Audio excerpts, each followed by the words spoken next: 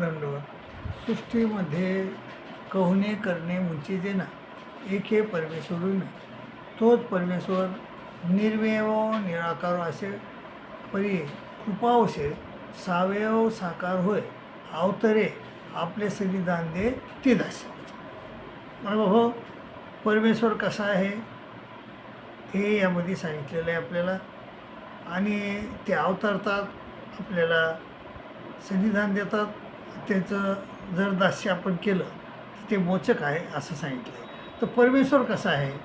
परमेश्वर निर्वयव निराकार आहे, अवयव नाहीत त्याला आणि आकारही नाही. परिकृपा असे, परंतु त्या परमेश्वराजवळ कृपा नावाचा गुण आहे. अनेक गुण आहेत परमेश्वराजवळ, परंतु त्यामध्ये एक कृपा नावाचा गुण आहे.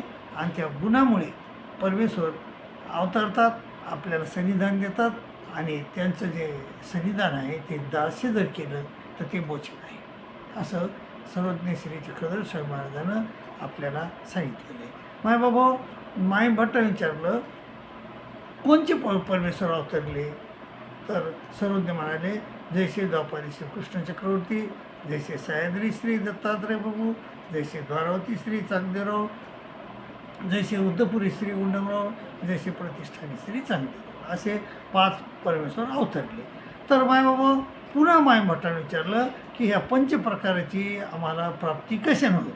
तर मायबाबा स्वामी म्हणले की ह्या पंचनाम सांगितले त्यांनी. जैसे द्वापारी श्रीकृष्ण चक्रवर्ती गोस्वामी यांचे चरण शरण, सह्याद्री श्री दत्तात्रय प्रभू गोस्वामी यांचे चरण शरण, द्वारावती श्री चांगदेवराव गोस्वामी यांचे चरण शरण, रुद्रपुरी श्री गुंडमराव गोस्वामी यांचे चरण शरण, प्रतिष्ठानी श्री चांगदेवराव गोस्वामी यांचे चरण शरण, असे 5 नामे आपल्याला सांगितलं.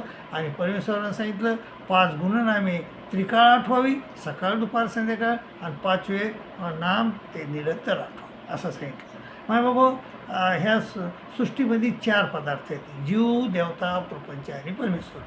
जीवाजवळ काहीच नाही, प्रपंच तर जड आहे, परंतु देवतेजवळ पंचप्रकार आहेत आणि परमेश्वराजवळ देखील पंचप्रकार आहेत. कोणते पंचप्रकार? तर ज्ञान, सुख, सामर्थ्य, ऐश्वर्य आणि प्रकाश, असे देवतेजवळ बी पंचप्रकार आहेत आणि परमेश्वराजवळ देखील पंचप्रकार आहेत. परंतु देवतेजवळ जे पंचप्रकार आहेत ते फक्त सामर्थ्यरूप आहेत आणि परमेश्वराजवळ जे पंचप्रकार आहेत ते सामर्थ्यरूप बी आहेत आणि स्वरूपिक बी आहेत. तर मग असा विषय आहे की आपल्याला आद्यजनानं असं वाटू शकतं आहे आणि वाटतंयच प्रत्यक्षात की परमेश्वराजवळ बी पंचप्रकार आहेत, देवतेजवळ बी पंचप्रकार आहेत, देवता बी परमेश्वर आहेत आणि परमेश्वर बी परमेश्वर आहेत. तर असं वाटू नये म्हणून परमेश्वरानं आपल्याला एक प्रकरण सांगितलं. त्या प्रकरणाला अन्यव्यावृत्ती प्रकरण असे म्हणतात. अन्य म्हणजे देवता आणि व्यावृत्ती म्हणजे खंडन. तर कोणाचं खंडन केलं? देवतेचं खंडन केलं. काय खंडन केलं बाबा? हो, ते म्हणतात की कर्मभूमीच्या देवता होती पर परमेश्वर नव्हे ती. कर्मभूमीच्या देवता आहेत म्हणजे, परंतु त्या परमेश्वर नाहीत. अष्टदेविनी देवता होती पर परमेश्वर नव्हती. अंतराळचे गंधर्व देवता होती पर परमेश्वर नव्हती. स्वर्गीते इंद्रचंद्रादिक देवता होती पर परमेश्वर नव्हती. सत्यकाय सुकुंठीचे हरिहर ब्रह्मादिक देवता होती पर परमेश्वर नव्हती. श्रीराम देसाई देवता होय पर परमेश्वर नव्हे. अष्टभैरव देवता होती पर परमेश्वर नव्हती. विश्वरूप देवता होय पर परमेश्वर नव्हे. चैतन्य देवता होय पर परमेश्वर. पण आहे कोण परमेश्वर? तर ते सांगतात की चैतन्य पर परमेश्वर व तो देव श्री चक्रधरू सकळ जीवा ते रक्षिता हो उद्धरित हो. तर बाबा पहिल्या 3 प्रकरणामध्ये पूर्वी पंचकृष्ण आणि पंचनाम यामध्ये परमेश्वर कसे आहेत, परमेश्वर कसे अवतरतात, परमेश्वर कोणते परमेश्वर अवतरले आणि त्या परमेश्वराचा प्राप्ती कशाने होईल हे त्या 3 प्रकारातून आपल्याला सांगितलं आहे बाबा. आणि आणि अन्यवृत्तीमधून आपल्याला देवता कशा आहेत आणि त्या देवता आहेत पण त्या परमेश्वर नाहीत. कारण परम म्हणजे उद्धरण, त्या उद्धरण त्या नाहीत असं आपल्याला श्री चक्रधर स्वामी महाराजांनं सांगितलं. आता ती झाली परमेश्वराची 3 याच्यामधून माहिती. आता हे झालं, सुरू झालं देवतेचं. आता देवता किती सांगितल्या? 9 थवे सांगितले देवतेचे. तर कर्मभूमी, अष्टदेवनी, अंतराळ, स्वर्ग, सत्यकाय, स्वयंपूर्ण, शिराब्दी, अष्टभैरव, विश्वरूपाने, चेतने असे 9 थवे सांगितले. आणि मायबाभाऊ आणि 9 थव्याच्या देवता येतात. तर त्या देवतेच्या जेवढ्या देवता आहेत तेवढ्याच विद्या आहेत.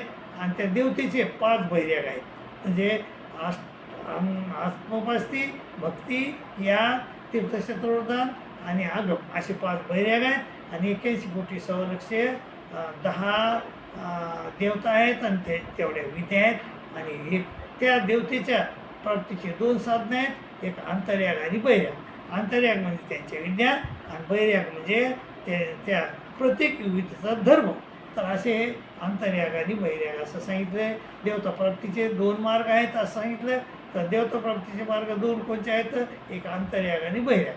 अंतर्यागाला काय म्हणावं? विद्यामार्ग म्हणावं आणि बैर्यागाला म्हणावं युगधर्म. तर आता युगधर्म प्रथम येतो. आता युगधर्म कसा आहे?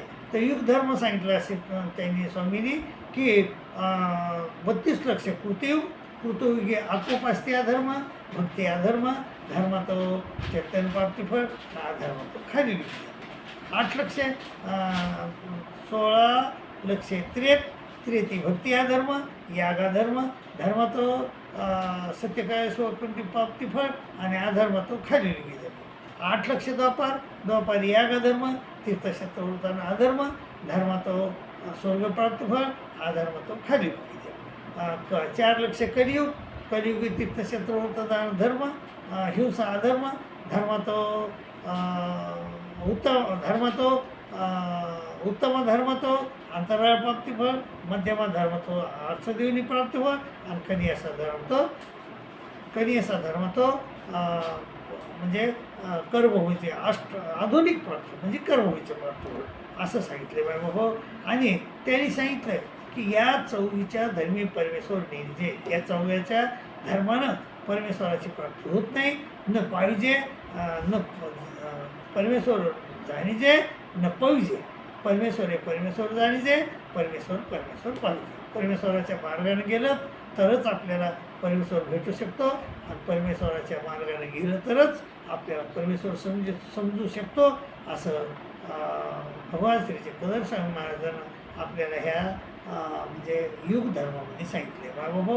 आणि तसाच देवतेचा हा एक युग धर्म हा देवतेचा प्राप्तीचा मार्ग आहे आणि विद्यामार्ग देखील देवतेच्या प्राप्तीचा मार्ग आहे. तर ह्या विद्यामार्ग आणि युग धर्माची माहिती म्हणजे जशाला तशी माहिती मी पुन्हा दुसऱ्या याच्या व्हिडिओमध्ये देईन मायबाबा. तोपर्यंत एवढी माहिती ग्रहण करा आणि सुखानं राहा, समाधानं राहा. आणि अशी मी तुम्हाला नम्र विनंती करतो. रजा घेतो. दंडोत प्रणाम.